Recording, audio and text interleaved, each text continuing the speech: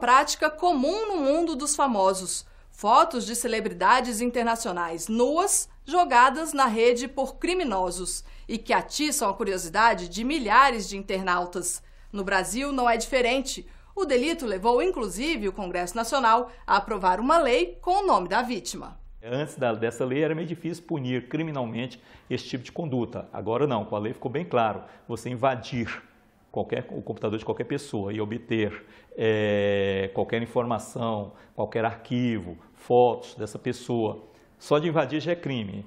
Se divulgar é também crime. São várias condutas que a lei definiu claramente. Porque a gente só tem crime se a lei define. E a lei definiu esse tipo de conduta como crime. Então isso foi uma inovação da Lei Carolina Dickmann. Essa era uma das dificuldades diante de um julgamento. Os provedores de internet não precisavam manter os dados armazenados. Mas com a lei, o que antes era opção, passou a ser uma obrigação. Então a lei também cuidou do armazenamento, tanto dos registros de conexão, como das aplicações, o que você acessa na internet. Então, a importância exatamente de regular e de definir claramente o prazo que os provedores têm para manter esses registros é justamente assegurar a alguém que eventualmente foi lesado ou sofreu qualquer tipo de dano em decorrência de ataque na internet, de subtração de dados seus, que você possa recorrer para provar, tanto civilmente como penalmente, a esses dados armazenados, porque se fosse destruído, você não teria como produzir essa prova.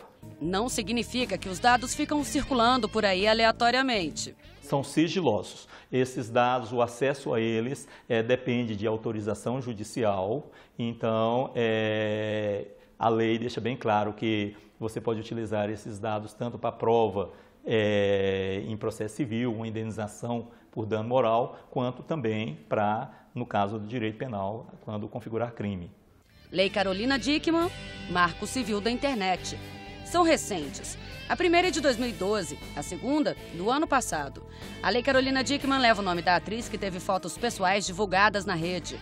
As imagens teriam sido copiadas do computador dela.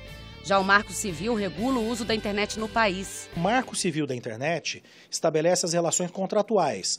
Quem é responsável por prover, quem é responsável por armazenar os dados, quem é responsável por garantir o serviço de internet, quais as relações de qualidade ou de clareza na prestação de serviço, estabelece os princípios, as regras básicas da relação do consumidor com o provedor do serviço de internet. Vamos dar um exemplo prático. Sabe aquelas fotografias que vão parar na internet e a pessoa em questão nem sabe? Então, quando o dispositivo informático é invadido, a Justiça entende como um crime que se encaixa na Lei Carolina Dickmann. A pena varia de 3 meses a 5 anos e multa. Por isso, muitas vezes, os casos relacionados a esta lei vão parar nos juizados especiais. Esses crimes da Lei Carolina Dickmann são julgados pelos juizados especiais. Todos sabemos que os juizados especiais são os procedimentos bem mais céleres, mais sumários. Normalmente a ideia do juizado é realizar uma audiência e já julgar tudo ali e de forma mais simplificada, até porque são crimes com penas menores, de menor potencial ofensivo. Já o julgamento por parte da Justiça Federal Comum é no seguinte caso. Se invadir um site do governo, de um ministério, de uma empresa pública federal, se alguém amanhã entra no site da Caixa Econômica Federal e manipula algum tipo de dado, obtém algum tipo de informação, esse tipo de crime ele é julgado pela Justiça Federal. Mas se invade o computador de qualquer pessoa e divulga fotos de alguém, a não ser que seja autoridade ali no exercício dessa função pública, esse tipo de crime é julgado na Justiça Estadual. O fato de leis específicas terem sido regulamentadas recentemente não significa que os tribunais não julgavam os crimes relacionados à rede mundial de computadores. A primeira condenação no Brasil aconteceu em 2003. O rapaz fraudava bancos pela internet. A sentença foi da 3ª Vara da Justiça Federal de Campo Grande, Mato Grosso do Sul. O homem condenado era suspeito de ter aplicado um golpe de $12 mil em um banco nacional, clonar sites de instituições financeiras do Brasil e do exterior e aplicar fraudes contra correntistas pela web. Ou seja, os crimes nunca foram ignorados, mas a base jurídica se tornou mais sólida para uma decisão. Por exemplo, Até então, nós tínhamos o Código Penal e a internet era utilizada para cometer uma série de crimes que já estavam previstos no Código Penal, como, por exemplo, falsificações do modo geral, ameaças, fraudes de toda natureza, chantagem, enfim. Com a nova lei, definiu-se também como crime a invasão de um dispositivo de computador, de informática, esteja ou não conectado à internet, para obter dados sigilosos seus ou não sigilosos, qualquer informação. E dependendo do crime, a referência continua sendo o Código Penal brasileiro, que prevê execuções de sentenças mais rígidas. Com base nisso, a Justiça Federal do Maranhão já condenou 25 pessoas por furtos praticados na rede, formação de quadrilha e uso de arma de fogo. Aí o suspeito pode ser condenado até 10 anos de prisão. Mas apesar da aprovação de 2 leis e vários julgamentos consolidados, ainda existe um obstáculo a ser enfrentado: a própria evolução do sistema. Um tema ou um fato na sociedade que é muito novo e que tem uma evolução extremamente dinâmica. E nós vamos ter que, de alguma forma, no direito, adaptar e ir construindo um direito mais próprio para a internet.